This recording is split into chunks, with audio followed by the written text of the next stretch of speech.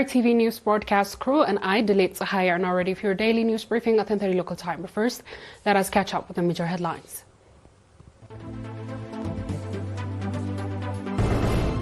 Development programs held in Assaba region.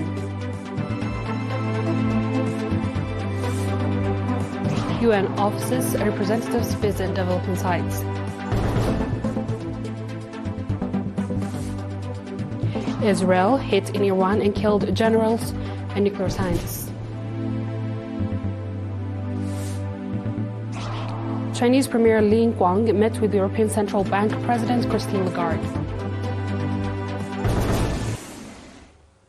On our local news, at an activity assessment meeting conducted on 10th and 11th June in Karen, it was reported that development programs worth 59 million nakfa are being implemented in Assaba region with collaboration with the public and members of the defense forces. The development program includes construction of dams as well as institutions providing social services. According to the report, 4 dams have been constructed in the subzones of Galeb and Asmat, while 2 more are under construction in the subzones of Halal and Elaborate. The report also mentioned the renovation of surgical ward in Karen Hospital and other social services institutions. The report further noted that new health practitioners have been assigned to all subzones of the region and addressed shortage of medical experts, and number of pregnant women delivering at health facilities has increased by 3%. According to Water and Soil Conservation, the reports indicated that over the past 6 months, more than 1,716 hectares of terraces has been constructed on arable lands. Over 771 hectares of terraces has been renovated, and over 1.7 million tree seedlings, 41% of which are indigenous, have been prepared for planting. The participants conducted extensive discussion on the report presented and adopted various recommendations. Noting that activities aimed at ensuring food security and encouraging Ambassador Abdallah Musa, Governor of Assaba region, called for coordinated effort from all concerned institutions.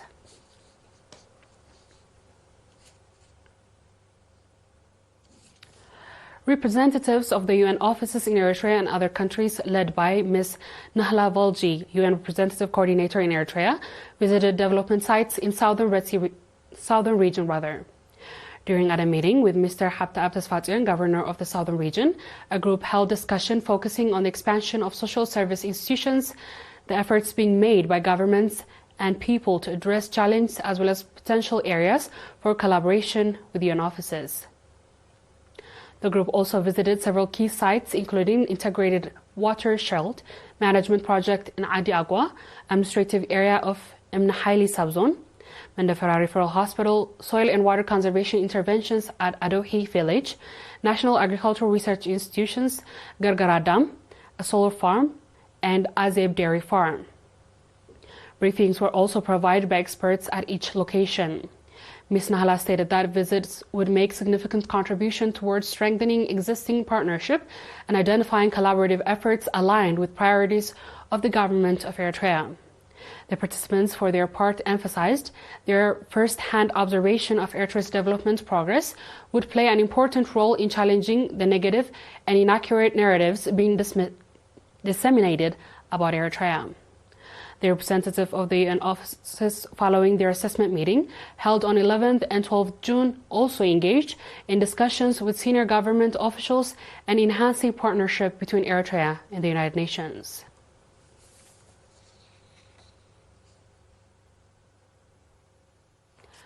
A popular campaign in connection with World Voluntary Blood Donors Day was conducted in Mandafara subzone. The campaign held at Martyrs Cemetery was attended by employees of various government institutions. Ms. Elsa Habtetzion, chairperson of the National Voluntary Blood Donors Association in the subzone, said that campaigns held deep significance as coincides with Martyrs Week. In a related news, promotional activities and popular campaigns were also conducted in Adai in connection with World Voluntary Blood Donors Day. The campaign, which drew over 400 participants, includes tree planting and environmental sanitation. The objective of the promotional activities was enhanced public awareness on significance of voluntary blood donations with a view to save lives with vulnerable blood. The viewers will be back with the international news shortly. You stay tuned.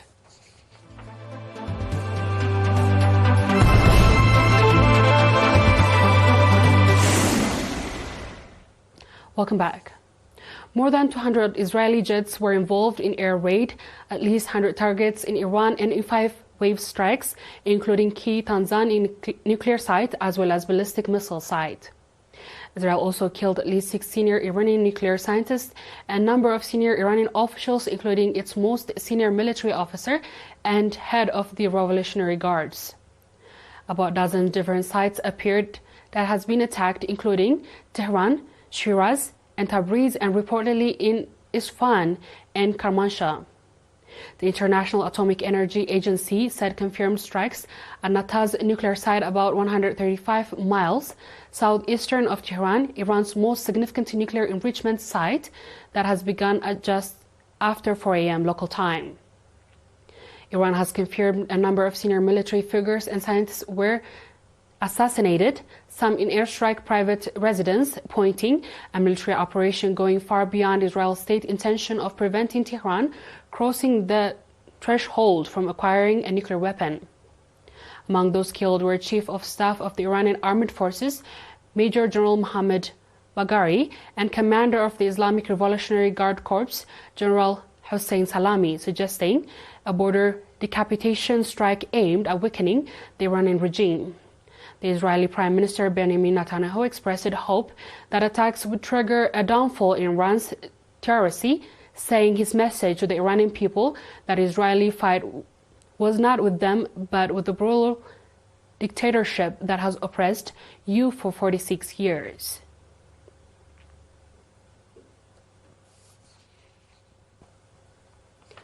Chinese Premier Li Guang met with visiting European Central Bank President Christine Lagarde in Beijing on Thursday, calling a closer Chinese-Europe cooperation aimed at mounting global economic challenge.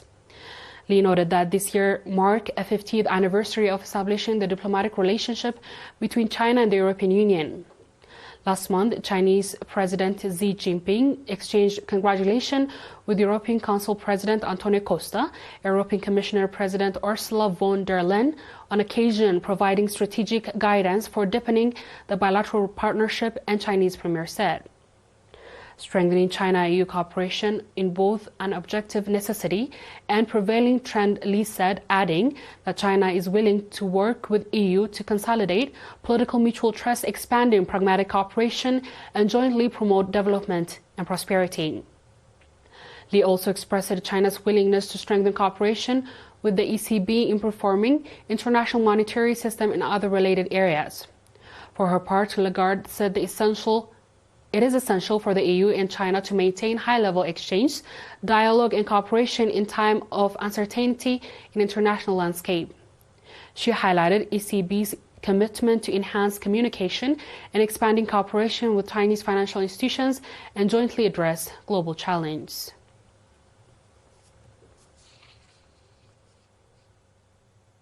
On our last news. 28 people were killed and many others injured in a wave of terrorist attack in southern Colombia, local authorities confirmed. The latest terrorist attack occurred on the rural area of Jamundi, a town western vale of Cauca department, with claimed 3 lives. Jamundi Mayor Paula Costello condemned the attack and said that officers found cylinder on the Gachoma branch that exploded.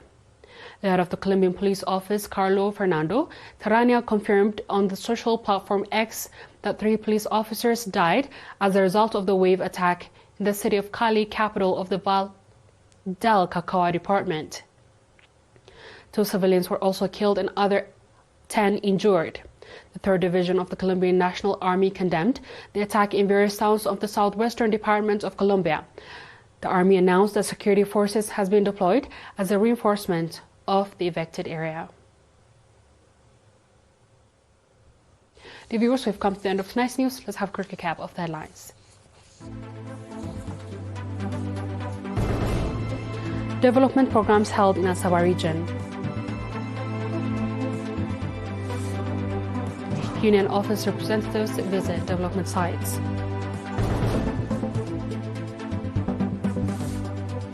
Israel had Iran and killed generals in nuclear science. Chinese Premier Li Guang met with European Central Bank President Christine Lagarde. That wraps up our stories for tonight. Thanks for watching and have a good night.